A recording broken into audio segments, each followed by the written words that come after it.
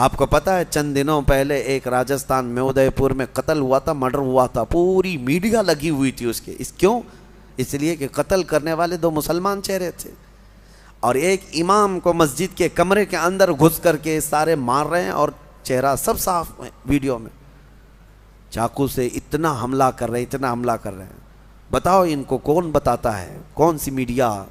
اس کی وجہ یہی ہے کہ انہیں پتا ہے کہ یہ مسلمان ابھی کچھ نہیں کرنے والے. ابھی میں دیکھ رہا تھا ہمارے صوبہ کرناٹک میں الیکشن ہونے جا رہے ہیں، اور اس الیکشن میں ایک طرفہ باتیں ہیں. میں یہ باتیں کیوں کہہ رہا ہوں آپ کو بتاتا ہوں کہ احساس کہاں چلا گیا ہمارا کہ ہم ہر چیز اب سہنے لگ گئے اور بدلنا ہی نہیں چاہتے. مسلمانوں کا ایک ریزرویشن تھا 4% غالباً، وہاں پہ 4% یا جتنا بھی تھا، اور بیٹھ کر کے پارلیمنٹ میں، صدن میں سارے لوگوں نے فیصلہ کر لیا مسلمانوں کو کا ریزرویشن کینسل، ختم. مسلمانوں کا ریزرویشن ختم کر کے وہ دلت طبقے کے کئی برادریوں میں اس کو تقسیم کر کے دے دیا گیا.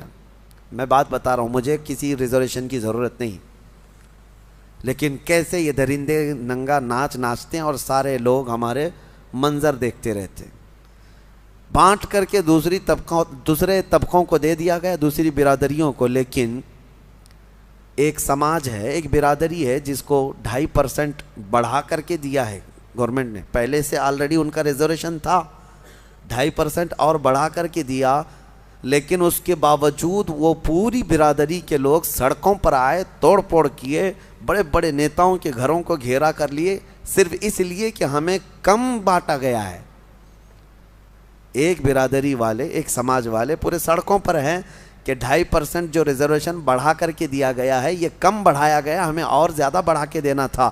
اور ایک طرف یہ کروڑوں مسلمان ہیں جن کا پورا صاف کر دیا گیا ہے اور کوئی بولنے کے لیے تیار نہیں. یہ ہماری احساس کی موت نہیں ہے تو اور کیا ہے؟ آپ کو ایسا لگ رہا ہوگا کہ میں سیاسی باتیں کر رہا ہوں، بلکہ حقیقت یہ ہے کہ تمہاری ہر چیز چھین لے جانے کے بعد تم صرف اور صرف واٹس ایپ پہ فارورڈ کرتے رہ جاؤ کہ باقی کچھ نہیں.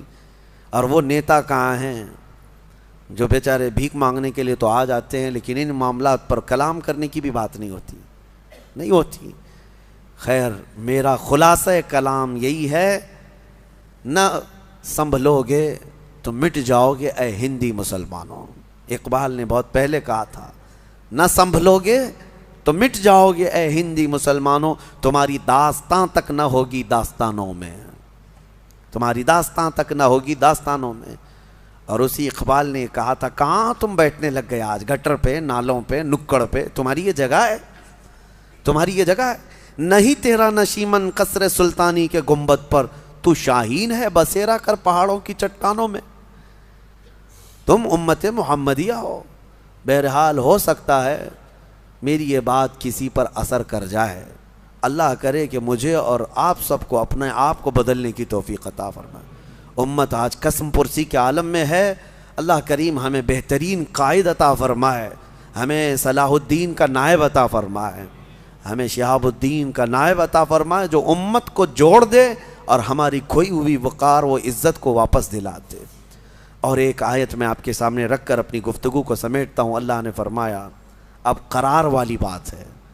اتنی دیر میں نے جو گفتگو کیا یہ پریشان والی بات تھی کہ ہم نہیں بدل رہے، حقیقت ہے، لیکن ایک قرار والی، اطمینان والی بات ہے. اللہ فرماتا ہے، الا بذکر اللہ تطمئن القلوب. آگاہ ہو جاؤ، دلوں کا قرار اور اطمینان اللہ کے ذکر میں ہے، اللہ کے ذکر میں. اللہ کا ذکر صرف یہی نہیں ہے کہ اللہ اللہ اللہ کریں. آپ مسجد میں بیٹھے، یہ بھی اللہ کا ذکر ہے، اللہ کا ذکر ہے. تم جس حال میں اسے یاد کر رہے ہو. ذکر کا مطلب عربی میں یاد کرنا. ذکر کے کئی قسمیں ہیں، ذکر باللسان، ذکر بالجوارح، ذکر بالقلب. تم اپنی زبان سے بھی ذکر کر رہے ہو اللہ کا، لا الہ الا اللہ، لا الہ الا اللہ، یہ ذکر باللسان ہے.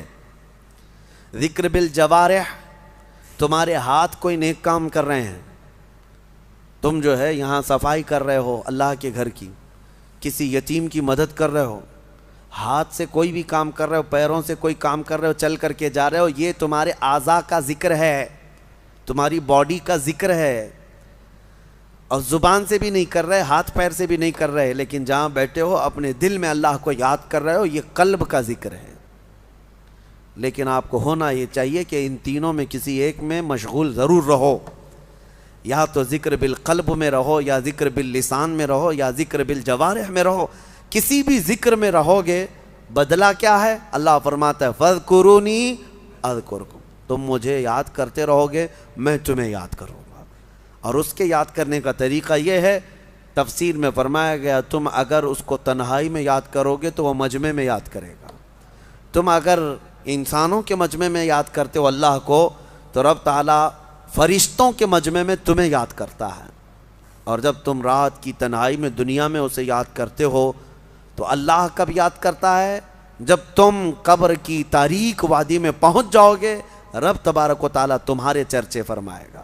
یاد کرنے کا مطلب یہاں پر چرچا کرنا، ذکر۔ ہاں یاد تو ہم کرتے ہیں لیکن اللہ چرچا کرتا ہے، اللہ تمہارا چرچا فرماتا ہے۔ تو دلوں کا قرار اور دلوں کا سکون کس میں ہے؟ اللہ کے ذکر میں ہے۔ جب دل بے قابو ہو جائے تو زیادہ سے زیادہ استغفار پڑھو اور اللہ کا ذکر کرو۔ اللہ ہمارے دلوں کو اطمینان عطا فرمائے اور ہمارے دلوں کو سکون عطا فرمائے۔ اور ایک بات یاد رکھیں، جس دل میں ذکر الہی نہ ہو وہ دل جو ہے گناہوں کی آماجگاہ بن جاتا ہے، کالا ہونے لگ جاتا ہے۔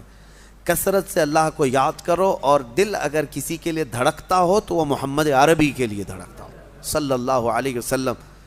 اور جس دل ان کی محبت نہیں ہوتی، بلے شاہ میاں رحمۃ اللہ علیہ فرماتے ہیں اس دل میں کتے بستے ہیں۔ حضور کی محبت نہ ہو، اللہ کا ذکر نہ ہو تو اس دل میں کتے بستے ہیں۔ دل ہے وہ دل جو تیری یاد سے معمور رہا، سر ہے وہ سر جو تیرے نام پہ قربان گیا۔ اللہ کریم ہمیں وہی دل عطا فرمائے جس دل کے بارے میں مولانا روم فرماتے ہیں۔ مولانا روم کیا فرماتے ہیں؟ کعبہ بنائے خلیل اطہر است، و دل گزرگاہ رب جلیل است۔ خانہ کعبہ یہ ابراہیم علیہ السلام کی بنائی ہوئی عمارت ہے، اور دل خود رب ذوالجلال کی گزرگاہ ہے۔ قلب المؤمن عرش اللہ، مومن کا دل اللہ کا عرش ہے، اللہ کا عرش ہے یہ تمہارا دل، اور اس کو پاک رکھو تو اللہ کے ذکر سے پاک رکھو۔ اللہ کریم کہنے سننے سے زیادہ عمل کی توفیق عطا فرمائے، اور قرآن عظیم کی تفاسیر پر ہمیں عمل کی اور اس کو عام کرنے کی توفیق عطا فرمائے۔ جتنی آیات بینات ہم نے پڑھی ہیں، اس میں جہاں غلطیاں، کوتاہیاں، کمیاں بیشیاں ہوئی ہوں، اللہ اپنے فضل و کرم سے معاف فرمائے۔ وآخر دعوانا ان الحمد للہ رب العالمین۔